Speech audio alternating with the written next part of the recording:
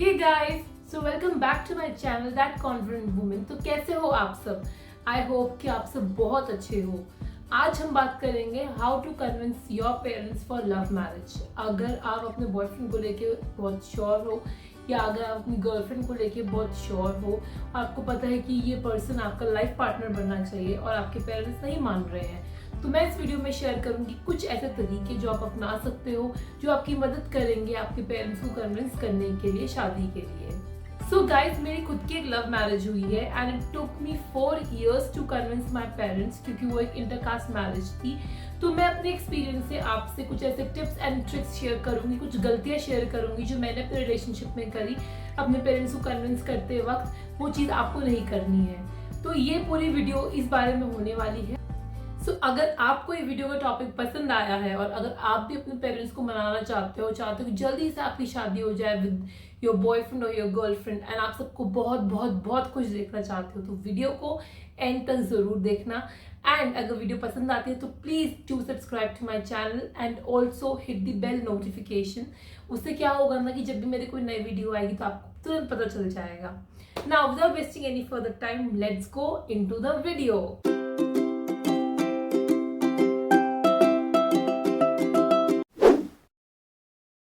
तो गाइस, सबसे पहला टिप जो है वो ये है कि आपको पता होना चाहिए कि आप इस बंदे से या बंदी से शादी क्यों करना चाहते हो। तो identify why do you want to marry your partner. आपको एक एनालिसिस करना पड़ेगा कि आप इस बंदे से या बंदी से शादी क्यों करना चाहते हो, क्योंकि शादी के बाद प्यार एक जगह होता है बट आप दोनों की mutual understanding main role play करती है। आपको उस बंदे से शादी करने की जिद नहीं होनी चाहिए फॉर द रीजंस कि वो आपको गिफ्ट देता है या वो आपसे मीठी मीठी बात करता है। तो गाइस, सही पार्टनर वो है जिसके साथ आप इमोशनली और मेंटली बढ़ रहे हो आगे, जिसके साथ आपको एक प्रोग्रेसिव फ्यूचर दिखता है, जिसके साथ आपको ग्रोथ दिखती है, जिसके साथ आपको सुकून मिलता है। तो अगर आपके लाइफ में एक ऐसा बंदा है जिसके साथ आपको रह के ऐसा फील होता है, तो congratulations, you have found the right person to get married. आपको एक सही इंसान मिल चुका है। जैसे for example in my case, I married my husband because उसके साथ मुझे बहुत इमोशनली सिक्योर फील होता था। He used to patiently listen to what I used to feel and at the same time he used to promote my ambitious drive. He used to support me in everything, जिसकी वजह से मुझे अच्छा feel होता था and I chose him as my partner. Now number second thing that you have to do is that be financially independent. चाहे आप लड़के हो चाहे आप लड़की हो, ठीक है, आप कुछ ना कुछ लाइफ में ऐसा कर सकते हो जिससे आप थोड़े बहुत पैसे कमा सकते हो। तो ये मेक श्योर करो कि आप फाइनेंशियली इंडिपेंडेंट हो, ताकि आपके पेरेंट्स आपको रिस्पेक्ट करें, आपको बच्चा ना समझे। तो please please this is very important कि आप खुद से पैसे कमा रहे हो, इररिस्पेक्टिव कि आप लड़का हो या लड़की हो। Then third tip guys, don't go in front of your parents all of sudden. एकदम से जाकर उन्हें शौक मत दे दो कि ये बंदा है या ये बंदी है, इसको मैं तब मिली थी, इससे मैं शादी करना चाहती हूँ। ऐसा मत करो, उनको शौक में चले जाएंगे। आपको क्या करना है, स्लोली स्लोली इंट्रोड्यूस करना है अपने पार्टनर को अपने पेरेंट्स को। कैसे कर सकते हो? छोटे छोटे एग्जाम्पल्स दो उनको, जैसे कि अगर आप लोग कॉलेज में मिले, कुछ इंसिडेंट हुआ, उसने आपको एग्जाम में पढ़ाया, वो वाला एग्जाम्पल दे दो। या जॉब में कुछ परेशानी हुई तो उसने आपकी हेल्प कर दी, आपको किसी सामान की जरूरत थी उसने ला दी। तो छोटे छोटे चीज़ों में जिस तरह से वो आपकी हेल्प करता है वो अपने पेरेंट्स के सामने शेयर करो, ताकि आपके पेरेंट्स को लगे कि हाँ, ये इंसान जो है ये मेरे बच्चे का ध्यान रख सकता है, ये इंसान एक मेच्योर इंसान है, इस इंसान के साथ बहुत सारी खूबियां हैं। तो धीरे धीरे, तो ऐसा करने से क्या होगा ना, जब आप धीरे धीरे उनके दिमाग में वो सारे इंसिडेंट्स डालने लगोगे तो उनके दिमाग में एक इमेज क्रिएट होने लगेगी और वो आपके पार्टनर को ट्रस्ट करने लगेंगे। तो इससे क्या होगा, आपका कन्विंसिंग का प्रोसेस जो है वो ईजी हो जाएगा। Now next tip guys is that be honest with your parents. देखो, पेरेंट्स को सब पता होता है, तो आप अपने पेरेंट्स को बिल्कुल ऑनेस्टली बताना कि आप इस बंदे से शादी क्यों करना चाहते हो, why that person is suitable to become your life partner.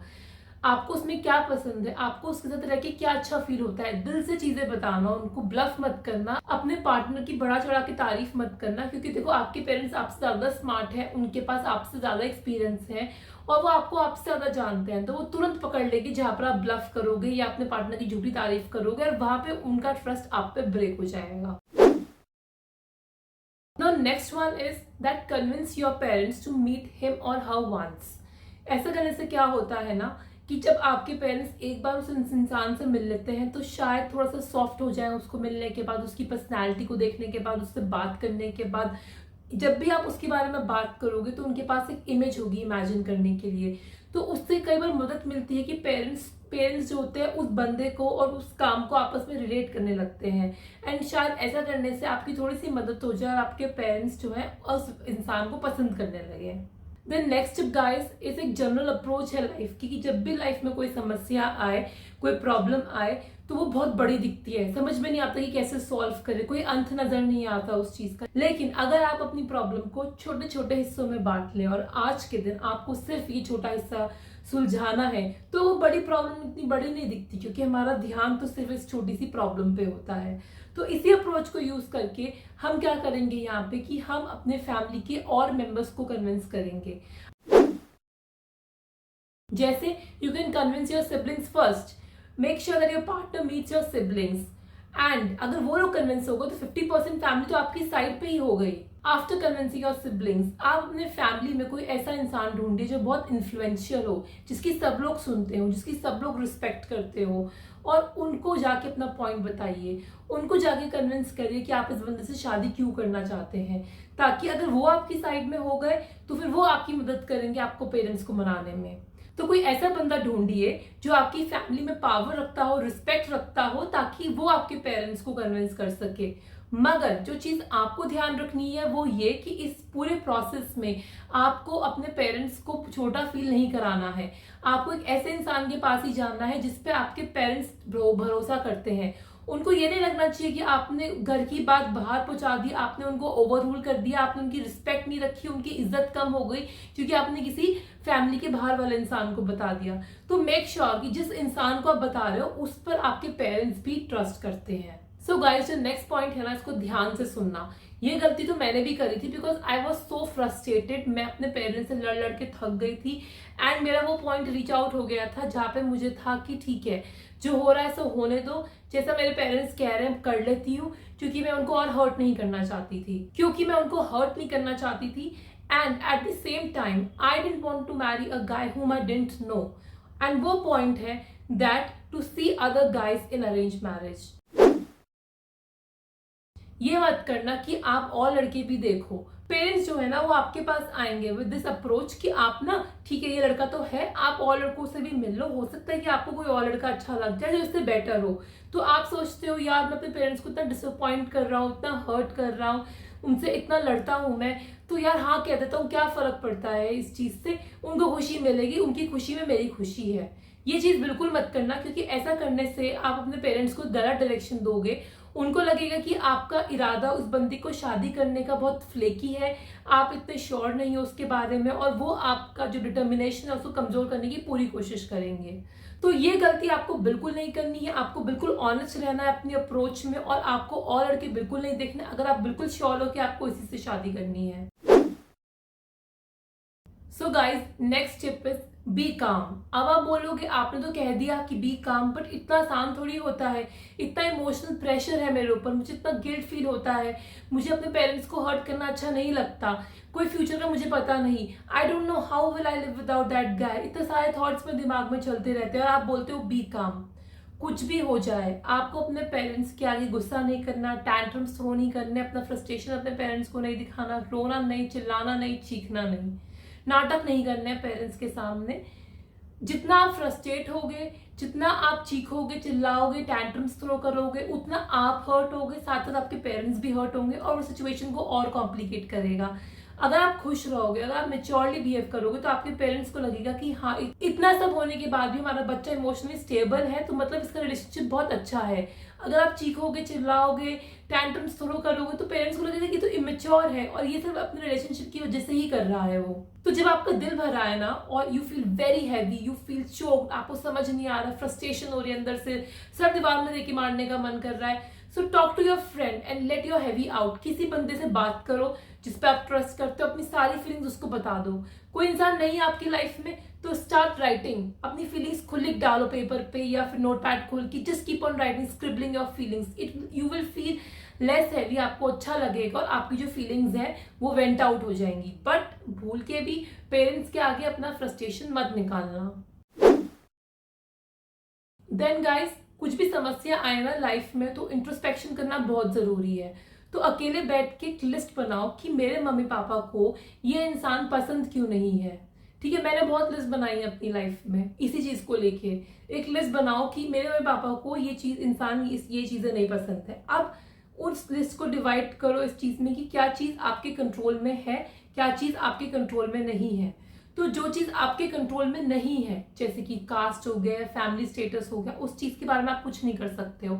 आप बस उन्हें एग्जांपल्स दे सकते हो कि ऐसी सिचुएशंस की जो सक्सेसफुल मैरिजेस है उनका एग्जांपल उनको दे सकते हो कि देखो उनकी शादी कितनी बढ़िया चल रही है, वो भी तो सेम चीज थी, उनकी भी तो इंटरकास्ट थी, बढ़िया चल रही है ना। तो ऐसे एग्जाम्पल्स आप उनको दे सकते हो। नौ सेकंड है जो आप कंट्रोल कर सकते हो, जैसे कि फाइनेंशियल स्टेबिलिटी, जैसे कि आपका वेट। तो इन चीजों पे आप काम कर सकते हो। तो आपको जरूर काम करना चाहिए for your love, for your partner. Please make sure you attempt to change these controllable things. जब आप ये सब कर लोगे ना फिर भी आपके पेरेंट्स नहीं माने, तो एक अटेम्प्ट जरूर करना उनसे बैठ के एक पीसफुल कॉन्वर्सेशन करने का कि वो आपसे चाहते क्या है, उनकी एक्सपेक्टेशंस क्या है कि आपकी लाइफ कैसी होनी चाहिए। जब आप देखोगे ना तो आप रियलाइज करोगे कि उनकी जो एक्सपेक्टेशंस है आपकी लाइफ से और आपकी जो खुद की एक्सपेक्टेशंस है वो दोनों सेम ही है, बट रास्ते अलग अलग है।